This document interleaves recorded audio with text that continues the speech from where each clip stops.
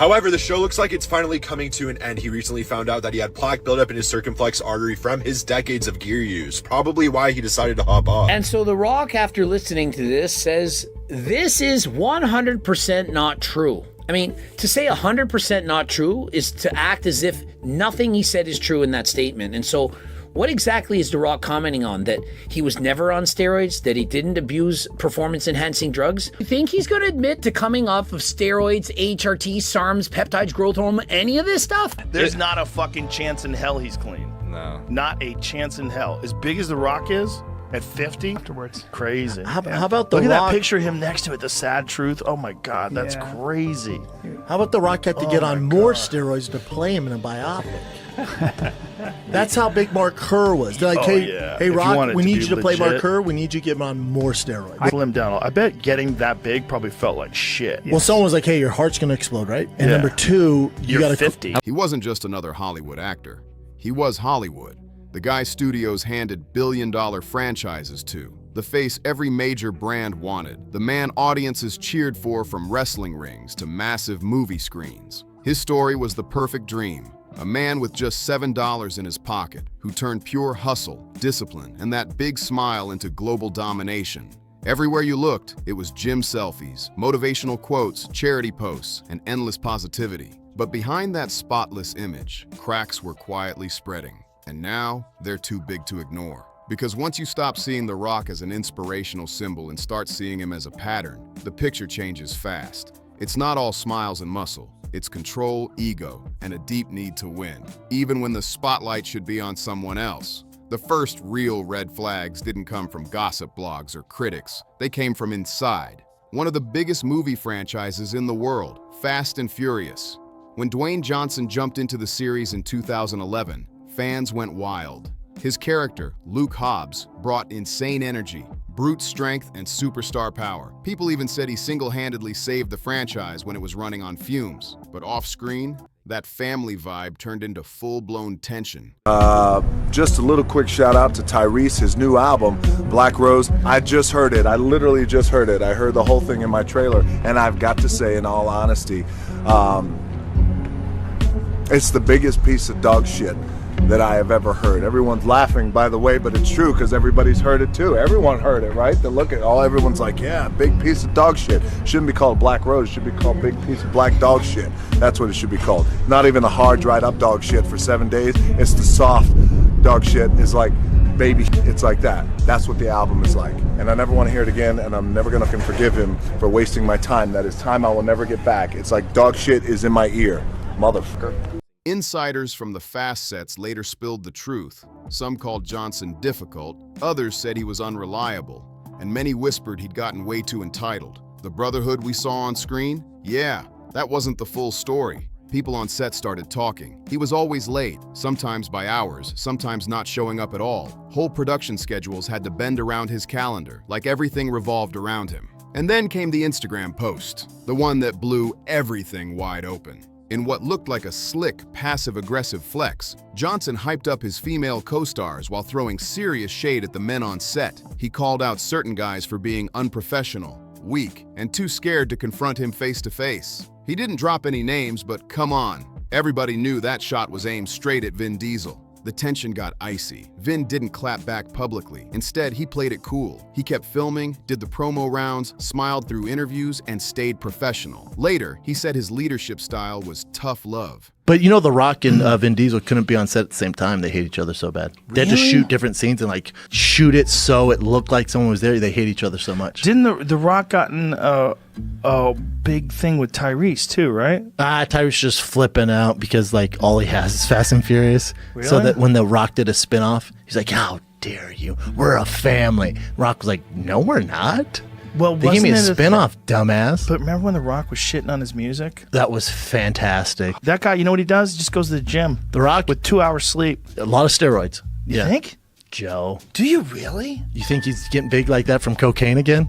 Cocaine again? He used to do cocaine? No, I'm saying the John Jones thing. Something he used to push his cast to their limits and get the best performances possible. But Dwayne, he didn't see it that way at all. Instead of squashing the beef privately, he let the resentment simmer and then made a move that split the Fast and Furious family in half. In 2017, Universal dropped the bombshell, a Fast spin-off called Hobbs and Shaw. No Vin Diesel, no Fast family, just Dwayne Johnson and Jason Statham running the show. From a business point of view, it looked golden. The movie raked in over $700 million worldwide. But when it came to the fans, it was chaos. People didn't see it as a cool expansion, they saw it as betrayal. Fans didn't see Hobbs and Shaw as a fun spin-off. They saw it as a straight-up hostile takeover. The heart of Fast and Furious, the racing, the loyalty, the family-first energy, was swapped out for wild explosions, invincible heroes, and villains who felt straight out of a comic book. Even the longtime cast couldn't hide their anger anymore.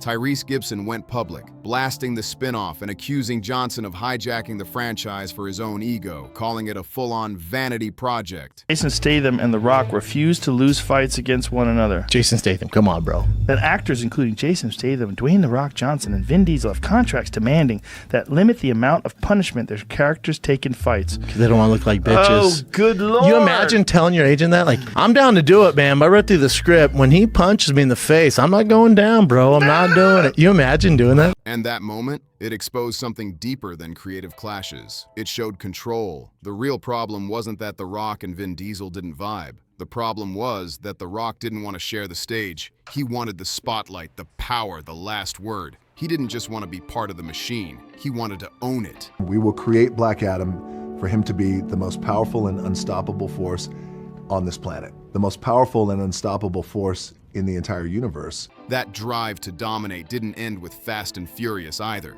It followed him into every project he touched. By now, Hollywood insiders were whispering about something strange buried in Dwayne Johnson's contracts, special clauses that protected his image no matter what. His characters couldn't lose a fight, couldn't take too much damage, couldn't even look weak. Even in fantasy worlds, The Rock had to stay unstoppable. On paper, it looked like smart brand control. But behind the curtain, it screamed ego management. Writers had to rework scripts, directors had to change camera shots, entire storylines were flattened. For example, like Black Adam has all the powers of Superman, but Superman won't kill because he has a code of honor and a code of ethics, which we appreciate and love. But Black All to make sure Johnson always looked like the top dog. And slowly, his movies started to lose their spark, becoming too polished, too predictable, too safe.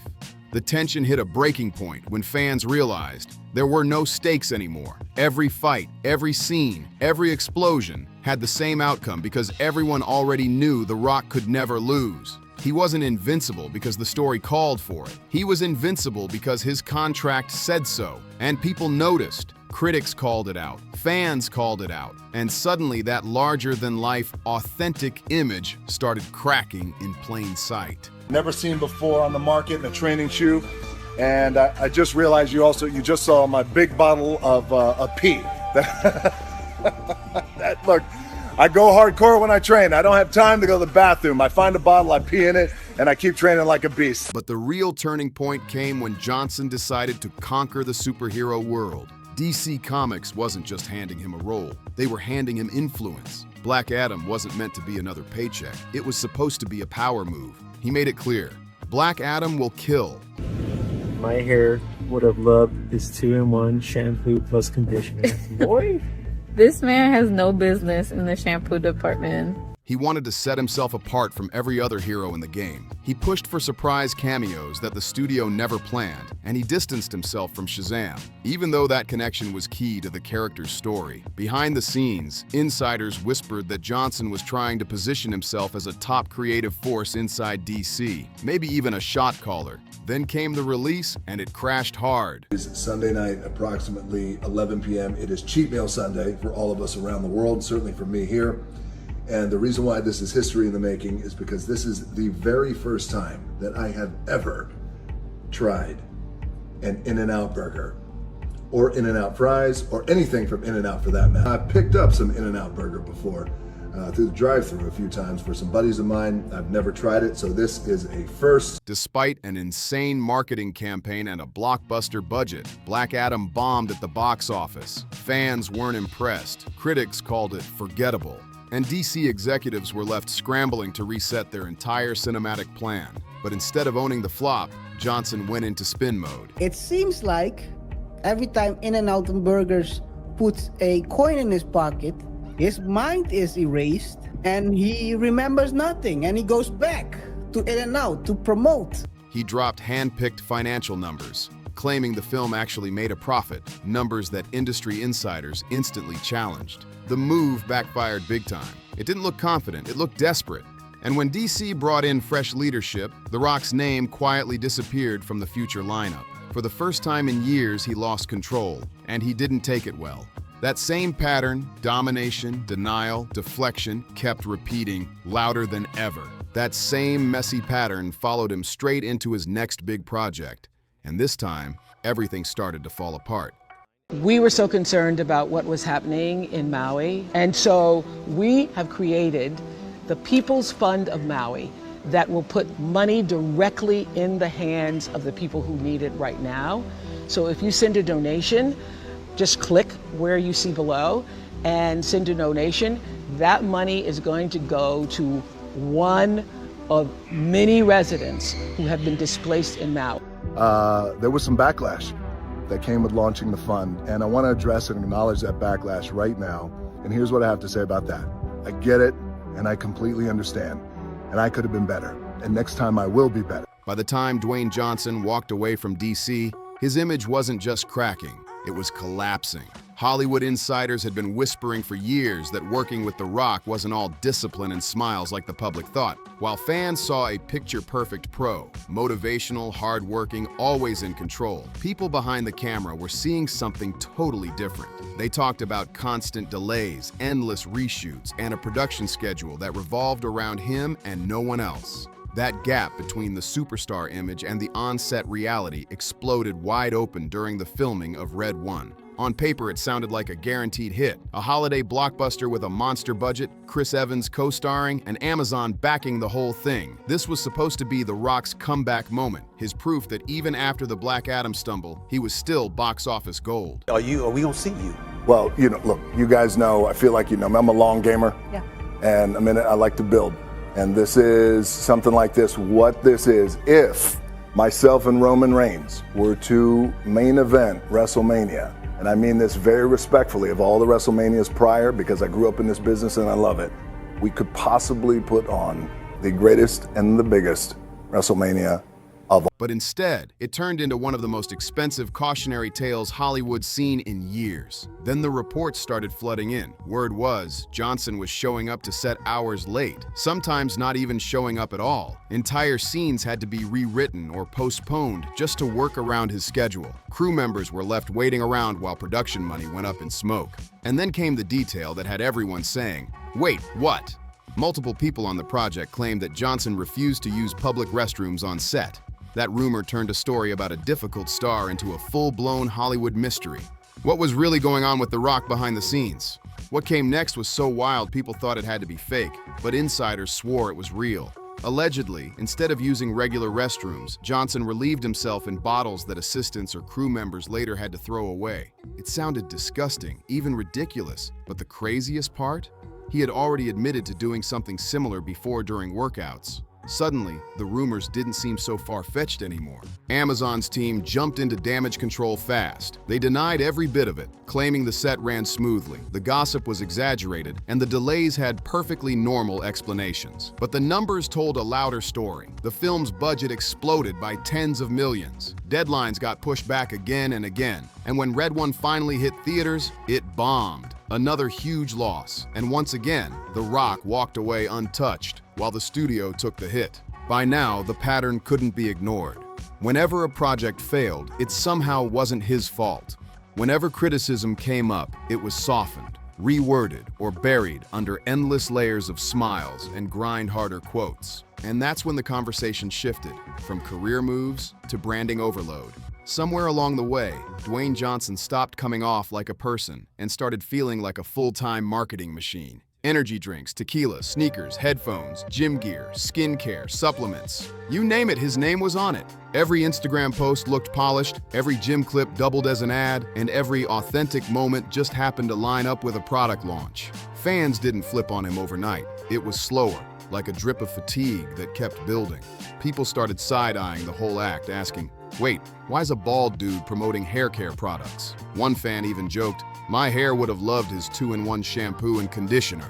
Then came another bombshell moment, this time back in the world that made him famous. Out of nowhere, a beloved wrestling storyline was flipped upside down, and The Rock suddenly stepped into the spotlight again. But instead of excitement, fans went wild with anger. Hashtags exploded, clips got flooded with dislikes, and people accused Johnson of hijacking the moment. Again. This time, even the WWE couldn't brush it off. For the first time in decades, The Rock didn't get everything his way. The backlash was too strong, the fans too loud, the story was rewritten.